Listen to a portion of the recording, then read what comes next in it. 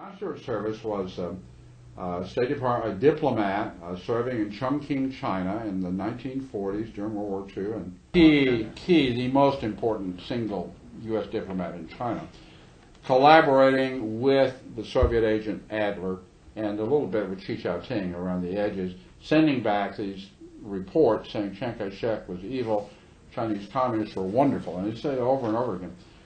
When China fell to the communists, both Chi-Ting and Solomon Adler absconded to Beijing and lived out their lives there as servants of the Mao Tse-Tung government that they had helped bring to power. So Adler went from being a Brit to being an American to being a Chinese. That was his true spiritual home. Always a communist. Always a communist, at least as far as we know. In America, patriotic enthusiasm for the democratic way of life reveals itself in a monster loyalty parade in New York. Everyone from vets to youngsters reveals his inborn dislike of communism. Tragedy overtook China. Armed and equipped by Russia, red hordes brought ancient Cathay to its knees. At the end of '49, all China sags under the red yoke. Communist leader Mao Tse-Tung took over. America's Chinese allies, the defeated Chiang Kai-shek regime, fled with their followers into exile.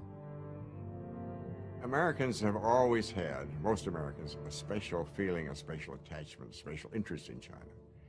So it seemed incredible to most Americans, uninformed Americans, that this country which we had lavished so much care and affection on, who we thought was so friendly, so many of their people had studied in America and so on, should turn communist, turn over to the other side. Many people felt that there had to be some explanation. There had to be some sort of a conspiracy, some sort of a plot. Republican Senator Joe McCarthy blamed traitors in the State Department for the loss of China. He launched his own witch hunt. Today, the most dangerous enemy agent is not so much concerned with the secret information about weapons as he is with infiltrating the necessary departments of the government and shaping and controlling the actions of our nation, so that the enemy is progressively winning without even firing a single shot. Now, I intend to name names. John S. Service. And remember that name, if you will. I have never knowingly transmitted any information which was, shall we say, secret military plans. Service was hounded out of the State Department. I had trouble renting homes, renting an apartment in New York. And the companies, well, what did our stockholders say, you know? So the companies that I had known and had dealings with abroad, export companies, they said, sorry, we think you're a fine guy, but we don't dare touch you. One communist.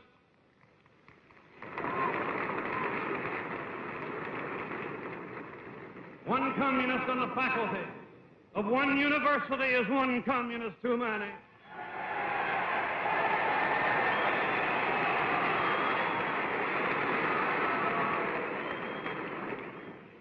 One communist among the American advisors at Yalta was one communist too many.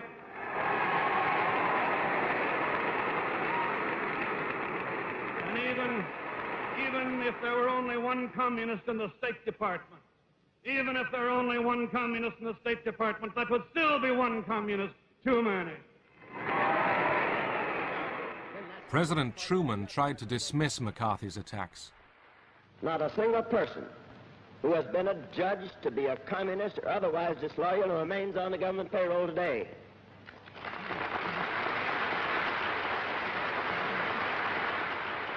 We're not going to turn the United States into a right-wing totalitarian country in order to deal with a left-wing totalitarian threat.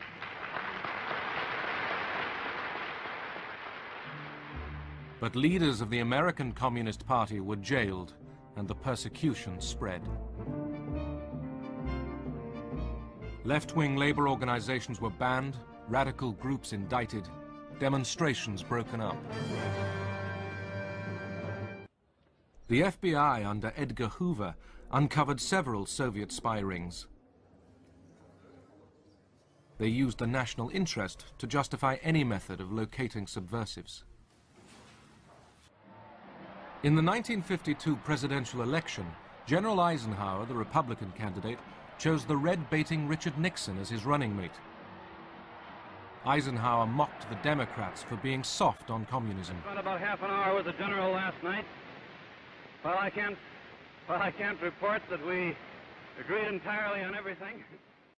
You talk about this man named Service, who was... John Stuart Service, yes. Tell us a little bit about him. Okay, John Stuart Service was State Department, a diplomat serving in Chongqing, China in the 1940s during World War II and a little bit thereafter, who was sending back this kind of information about Chiang Kai-shek. He was living in Chongqing with two, not one, but two Soviet agents.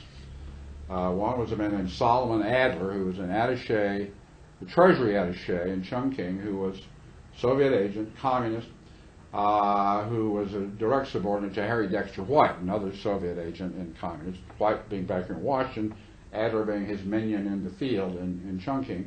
And the other Soviet agent living with John Stuart Service was a Chinese, ethnic Chinese named Chi-Chao-ting, who was a Comintern Soviet agent, a dispatched agent who was there infiltrating the government of Chiang Kai-shek in behalf of Mao Tse-Tung and Zhou Enlai. These are two people living with John Stuart Service in Chongqing.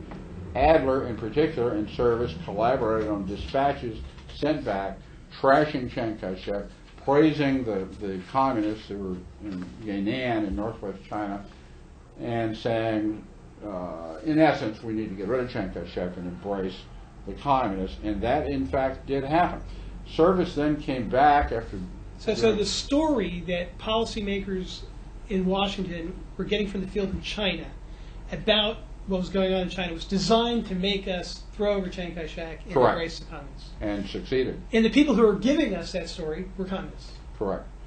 Well, certainly some of them we know are. At least two of the people in that house. Two of them are not only communists, but Soviet agents. We know that. Both Adler and Chi-Chao-ting, Service's two housemates. Adler was his roommate, and Chi lived upstairs. And Adler's an American. And Adler was actually a Brit, naturalized American, who got hired in the Treasury Department somehow before he was ever a citizen. You have a Brit, naturalized American, Soviet agent, living in a house with a Chinese national Soviet agent. Chinese communist infiltrator of the national government, yeah. In the same house with John Stuart Service. Major State Department personnel. The most important single U.S. diplomat in China, collaborating with the Soviet agent Adler and a little bit with Chi-Chao-ting around the edges, sending back these reports saying Chiang Kai-shek was evil, Chinese communists were wonderful. And he said it over and over again. When China fell to the communists, both Chi-Chao-ting and Solomon Adler absconded to Beijing and lived out their lives there as servants of the Mao Tse-Tung government that they had helped bring to power. So Adler went from being a Brit to being an American to being a Chinese. That was his true spiritual home. Always a communist. Always a communist, at least as far as we know. He was identified by Elizabeth Bentley, also by Chambers. They both knew that Adler was a Red, and also he's in the Venona trench coat. So if you look at the picture, before Joe McCarthy arrives on the scene, you have this situation where the government of the United States has actively recruited, in some circumstances, communists to join the government. Yeah. There are communist, even Soviet agents who have very strategically infiltrated certain parts of the U.S. government and affect our foreign policy. Correct. To the degree that it aids the aims of the Soviet Union in advancing their cause in the world. Absolutely. In Yugoslavia and in China. Correct. And then there's the question of, our views shift toward the Soviet Union. Well, when World War II concluded, the Cold War started, a lot of people were caught out there, having done all this stuff, and tried to backtrack and cover it up and whatnot. And there was a lot of covering up, big time. And the FBI got on the trail of a lot of these folks very early in the 40s, not late, but 42, 43, they had a report, for example, to go back to somebody I mentioned before, December of 1942 had a wiretaps. They did a lot of wiretapping, Kerry, And a good thing they did, I can tell you that. Did they have warrants for all this, Stan? They did not have warrants. They had... FDR was letting the FBI do warrantless surveillance? They did a lot of warrantless surveillance, fortunately, for the country, because they were all over these communists, following them around. They wiretapped them, they bugged their rooms, they opened their mail. It was really awful. And part of the research that went into this book and why you know some of these things happen is you've been able to go back and look at FBI reports. I have. They're right down the hall. We have 100,000 pages of them right down the hall. 100,000 pages of FBI reports. And a lot of these are based on transcripts and reports of the surveillance that was done on these people. Quite a few of them are wiretapped transcripts of wiretaps. But so this isn't ambiguous evidence. These are the actual words out of the mouths of the people who are in this book. And to come back around to Oppenheimer, what is in these reports, and I reproduced this in my book, is something that's obviously a wiretap. They don't say it. They often say, according to a confidential source or something like that. But this is it's a chapter called The Trouble with Harry. And this is a page, photographic reproduction of a page from an FBI report on J. Robert Oppenheimer. I don't know if you can pick that up it's pretty small. This was when J. Robert Oppenheimer was involved in the Manhattan Project and was at Los Alamos? That was just coming into being. And what the FBI reported at that time, and it reads as follows. I quoted the book and then I photographically reproduced it so people can see it for themselves. In December 1942, mind you, Julius Robert Oppenheimer was the subject of a discussion between Steve Nelson, who was an itinerant Soviet commissar, a very famous communist who'd been in the Spanish Civil War, all over the place, and Bernadette Doyle, organizational secretary of the Communist Party for Alameda County, California. That's where Berkeley is. You know better than I do, right? At this time, Steve Nelson stated that Dr. Hannah Peters had been to visit him, and she had stated that Dr. Oppenheimer, because of his employment on a special project, that's the Manhattan Project just getting started, could not be active in the party. There's more. It gets better. Bernadette Doyle answered Nelson by saying that she believed the matter should be taken up with the state committee regarding the two Oppies, meaning Oppenheimer and his wife, inasmuch as they were regularly registered and everyone knew that they were Communist Party members. Now this is the communists themselves saying that J. Robert Oppenheimer is a secret communist, but he's got to lie low because he's got this job. And then they have other similar... This is the FBI knowing that this is absolutely the case. Not only did the FBI know it, they reported all this to the authorities. Right. And during this is from the wiretap? Yeah, that's an obvious wiretap. They don't say it, but the only thing that could have been other than a wiretap would have been a microphone bug. But the way they handled it, I think it's a wiretap.